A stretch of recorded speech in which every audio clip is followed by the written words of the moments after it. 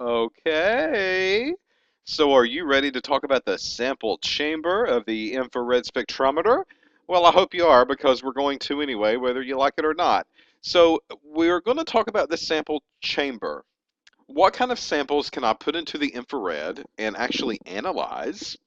And then what do I need to know about each one of those types of samples?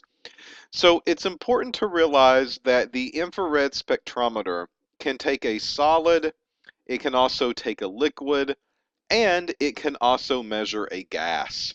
So all three states of matter can be analyzed on the infrared spectrometer. Now, for the most part, quite honestly, liquid is going to be the most common form of substance that you will have to analyze on the infrared. And that's where we're going to start our discussion. After liquid, the next common form will be the solid, and then gas will be later. We're also going to talk about two different processes that we can run or analyze things using the infrared. There is a special attachment that is becoming more and more commonly found in a laboratory, and we're going to have to talk about that attachment and what that attachment does. All right, so we're going to start with the basics here, and we're going to first talk about liquids. Uh, Ideally, these liquids have to be pure. All right, now let's think about why for a minute. If I'm running an infrared spectrometer or an infrared spectra on a molecule, and that molecule is impure, that means two or more components are present. Well, what I would see would be the infrared of one of the components that would come through, and then with that is also the infrared of the second component. And there's no way for me to distinguish the differences between them. So the infrared's not going to do me any good. What will happen is that I will look at this infrared, and the infrared will all be jumbled up together into one big infrared spectra, and I will start picking out compounds and functional groups that I think are present, but it's not really present with the major compound. It's present with the minor compounds that are there. So this is an issue that we have to deal with infrared spectroscopy. Number one is that most of the time, these liquids that I want to run have to be pure compounds. I should not be running mixtures. That way, I can only get one infrared, and that one infrared represents one compound. And that's a problem sometimes in a laboratory, to be quite honest, because very rarely do we get a pure compound. Now, infrared has broadened its wings. Infrared can be used with mixtures now.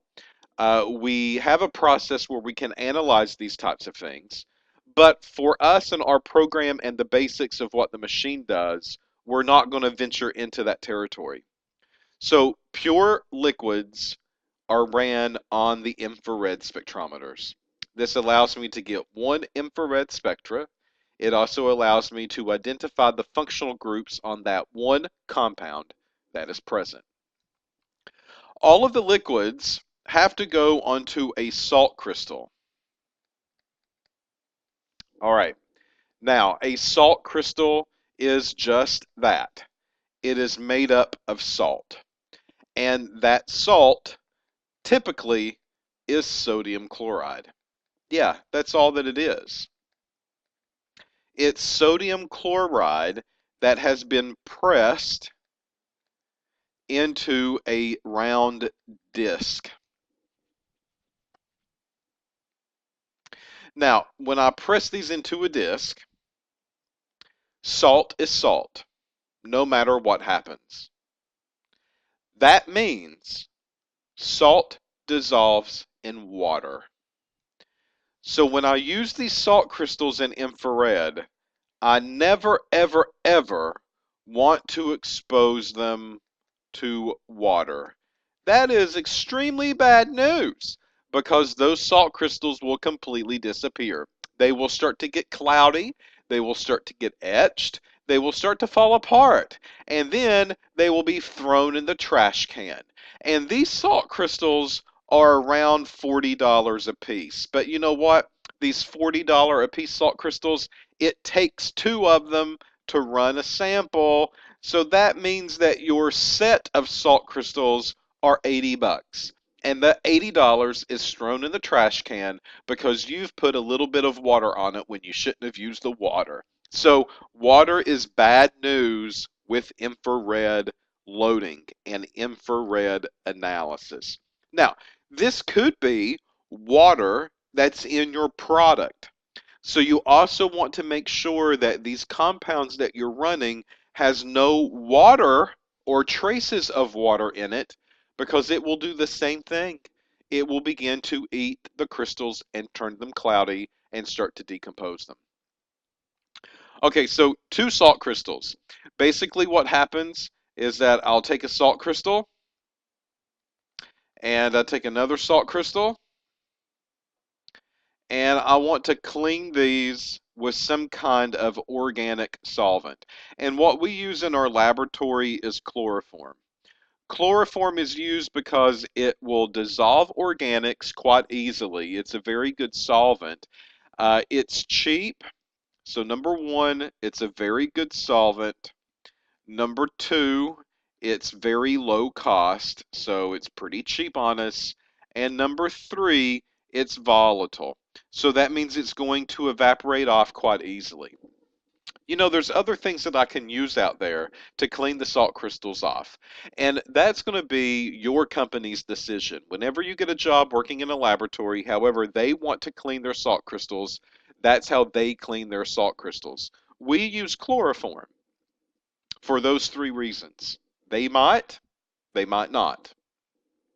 But you want to squirt a little bit of chloroform on these salt crystals and you want to rub them dry. With the chem wipe, you don't want to disturb the surface of the salt crystals. Then when you rub them dry, you're going to put 1 or 2 drops, that's all it takes, 1 or 2 drops of sample onto the salt crystal. And then you're going to take one salt crystal and sandwich it and put it on the top. So you're going to have a little sandwich salt crystal with some liquid organic in the middle. You want to make sure that you smear the organic across the salt crystal. You want to make sure there's enough present. And if you do not see the surface smear with that liquid, then you probably need to take the salt crystals back apart, add another drop of organic that you want to run, and then put the salt crystals back together. That way you can ensure that you have enough sample on the crystals for the analysis. When I take these salt crystals and I sandwich them together, I'm going to then obtain 2 metal plates. And these metal plates have a window on the center. One of the metal plates will have bars that stick up, and then the other will have holes that those bars will go through. So this salt crystal that you have formed, you will place right here in the center. There's my salt crystal. And you want to make sure that the window, there's a window right here in the center that a light beam can shine through. You want to make sure that that window is covered because that's where the analysis is going to take place. So that means if your salt crystal is broken, it's okay.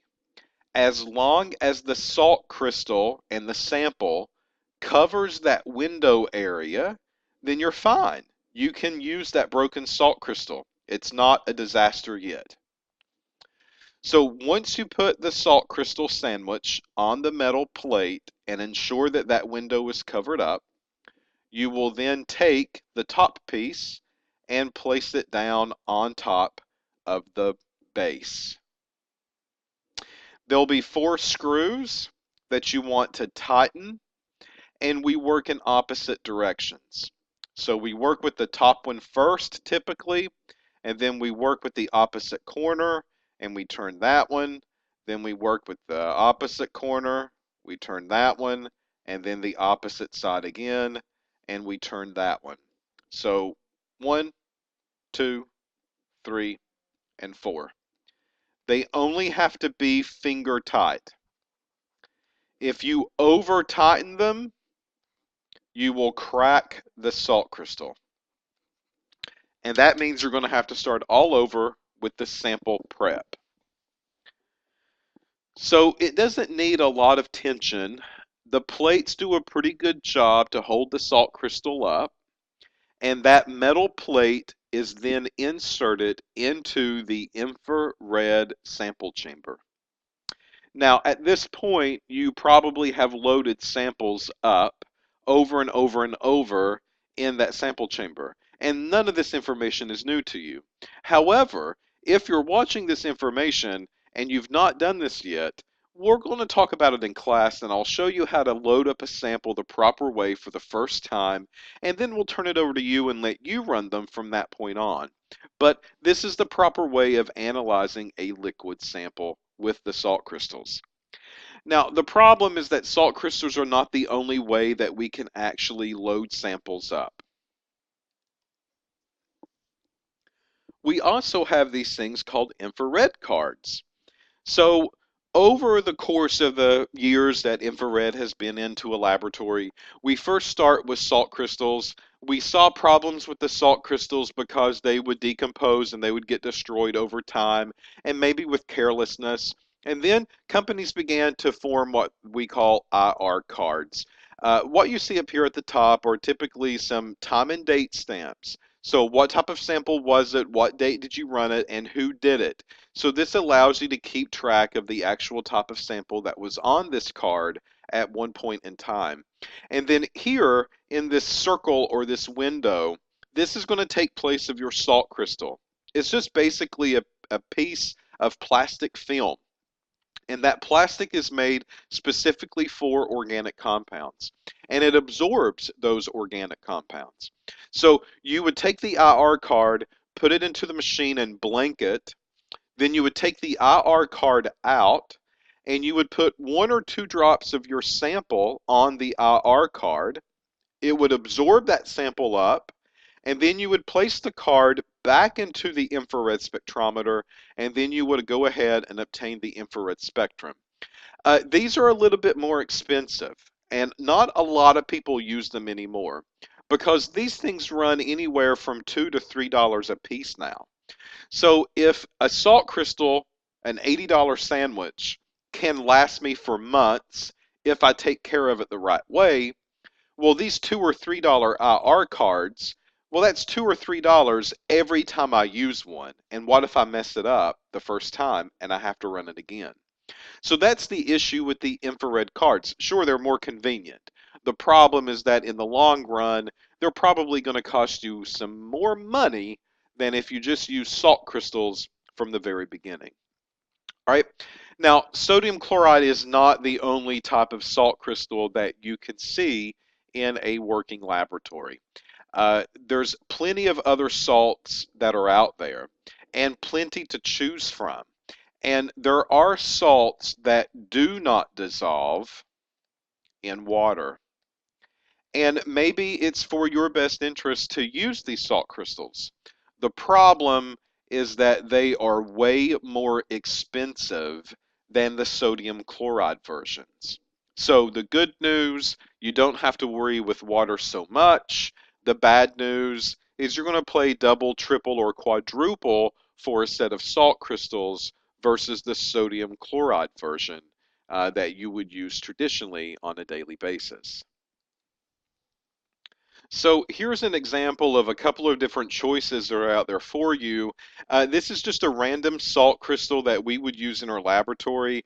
I told you that one of our salt crystals are around 40 bucks. Well, it looks like with Buck Scientific, if I order these today, they're $26. So that's a pretty good deal. That's typically cheaper than what we would traditionally see from year to year whenever we need to order them. But that's for the price of one. All right. So this is the proper size that we need, 25 by 4. That 25 by 4 is basically how wide is the salt crystal and how thick is the salt crystal. Those are the dimensions of the crystal itself. And you know, these come in different sizes because the sample holders come in different sizes, and you want to make sure that you're ordering the right one for the machine.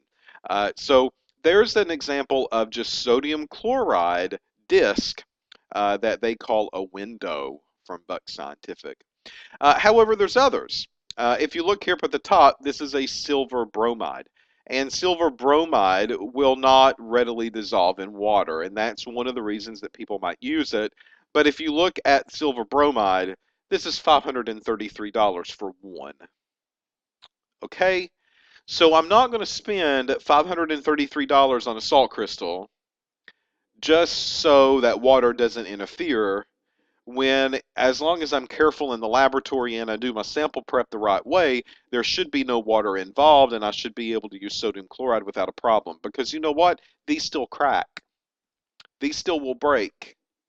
$533 doesn't mean that it's indestructible. And again, this is for one.